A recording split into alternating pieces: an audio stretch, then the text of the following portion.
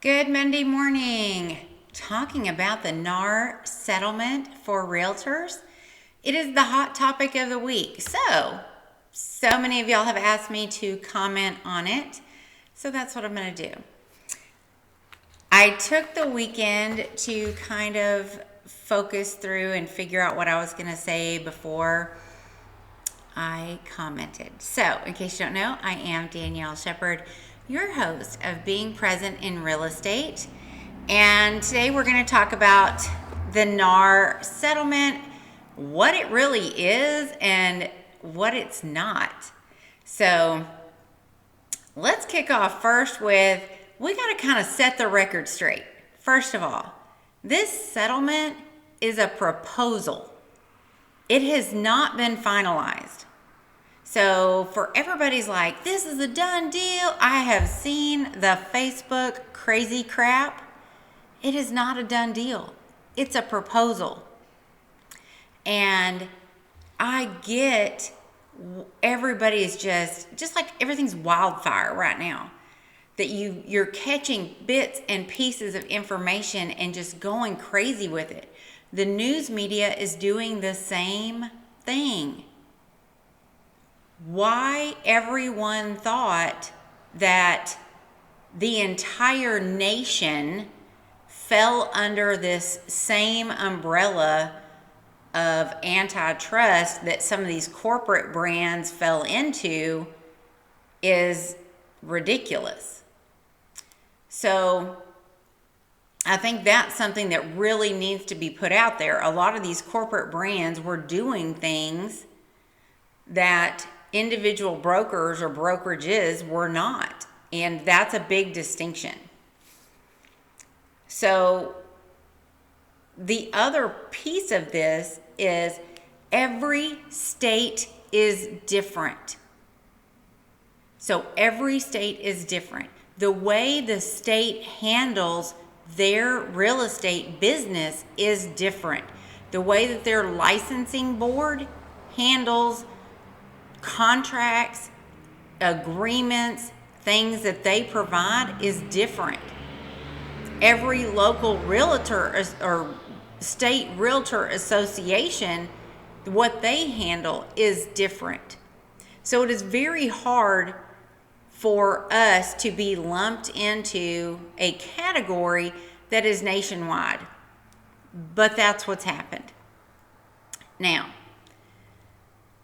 on NAR's side, which I am not going to be on NAR's side, but to NAR's side of accepting this settlement, a couple of things. The money has run out.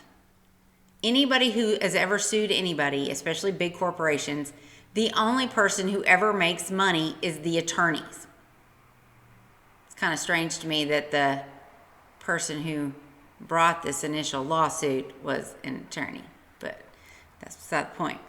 But the only people who ever make money are attorneys. And NAR's money has run out. This has been a multi-year battle.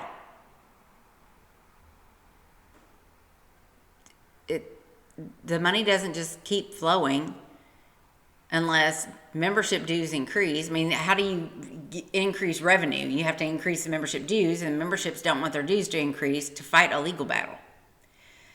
The other thing on NAR's positive side of this is that if the deal is accepted, and remember, the deal has not been accepted, but if the deal is accepted, it absolves all of the members across the nation. So what does that really mean? It means all of these copycat lawsuits go away.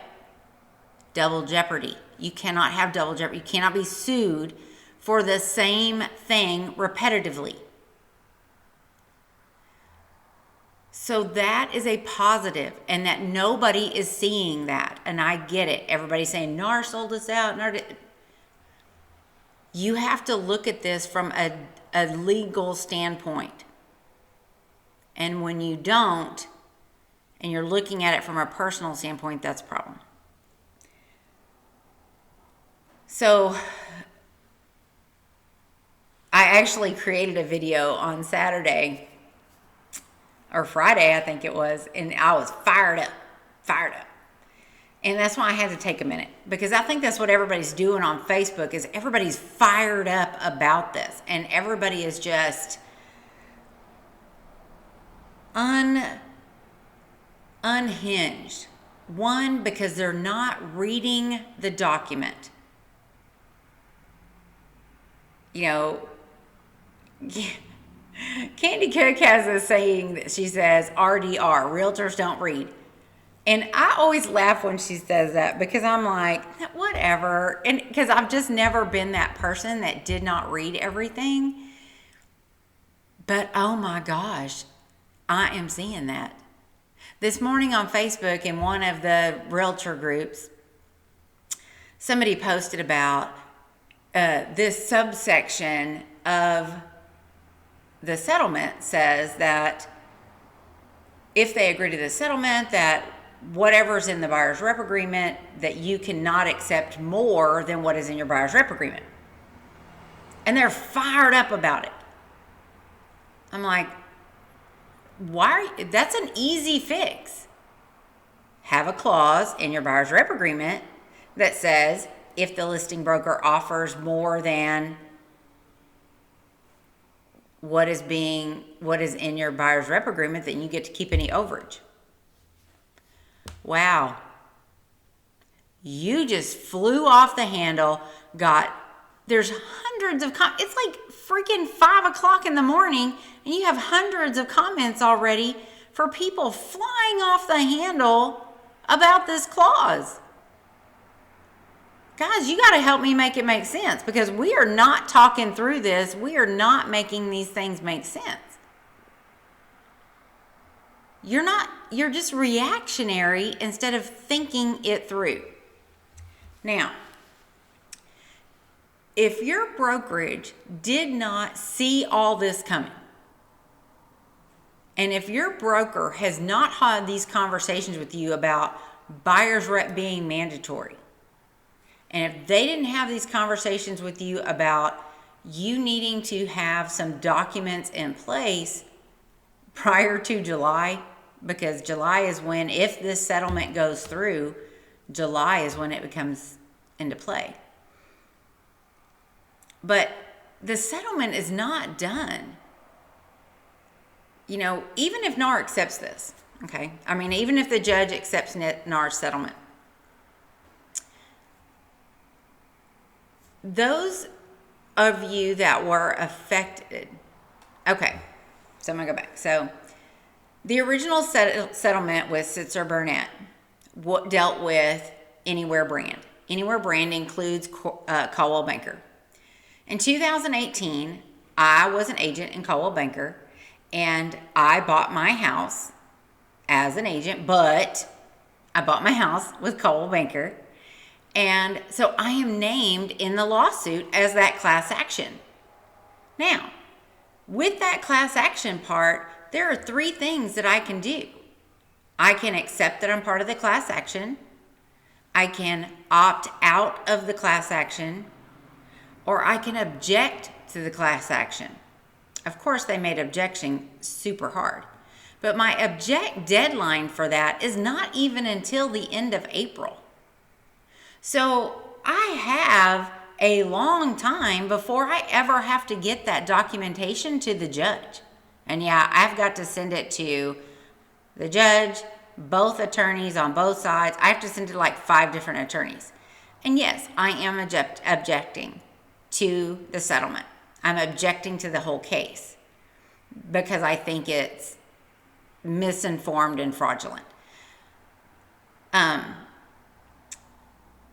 But that's what I'm saying. It's like this settlement part can't go through until this part goes through. So it's not going to be like tomorrow they're going to say, okay, we accept.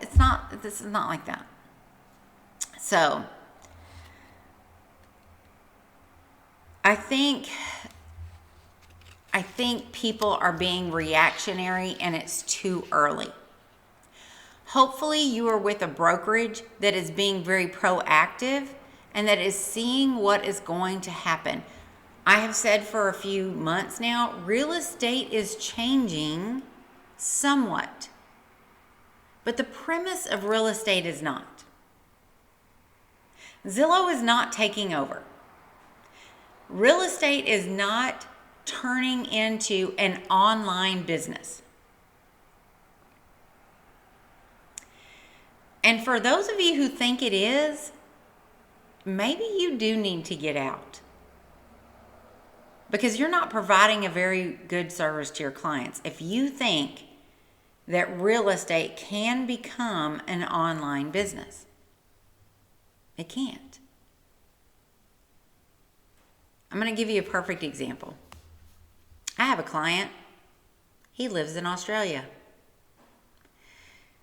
He needs to sell land in a town close by, and he's in Australia. I have to go look at that land. I have to go look at that survey lines and make sure that there's no squatters on that property, I have to physically go to that property. So there's certain things about the realm of real estate that's not going to change. The personal aspect of real estate will not change.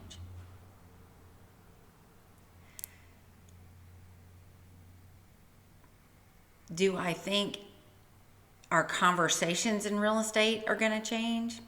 Yes. Do I think this settlement may have made it more difficult? Yes. If that settlement goes through. But, as I always say, align yourself with a brokerage that knows how to train you in those conversations to where you understand what to say, how to say, to give everybody a voice.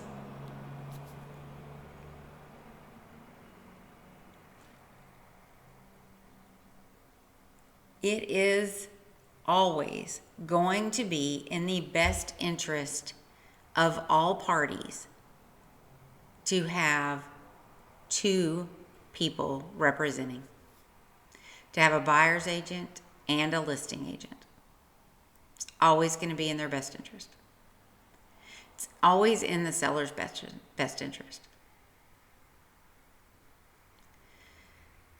I don't think any seller is going to disagree with that.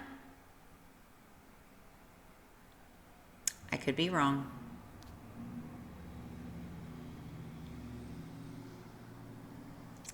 I think the business of real estate is just going through some weird phase. It's done this before. But we have to keep in mind who we represent. Our clients, the buyers and sellers. And as long as we keep doing what's best for them, that's all that matters. So keep doing your job. And the rest of this lawsuit, it'll work itself out. Because remember, there's things in this world that we can change, and there's things in this world that we can't. Worry about the things you can change, not the ones you can't. So part of this settlement also talks about compensation offers moving off the MLS. Well, this is the part that I get fired up about because I think this is where they didn't really think it through. Sometimes you have people making decisions that don't actively work real estate, and so they don't really realize what they've just done and how they just made things a lot harder for buyer's agents and listing agents. And I think it's going to be even more important now for agents. Answer your phone. You're going to have to. I've seen some funny things on Facebook about how they're going to advertise the commission without advertising the commission. You know, it just said that you can't put it in the MLS. It doesn't say you can't advertise it. It just says that it couldn't be a field in the MLS. So there's a lot of stuff in here that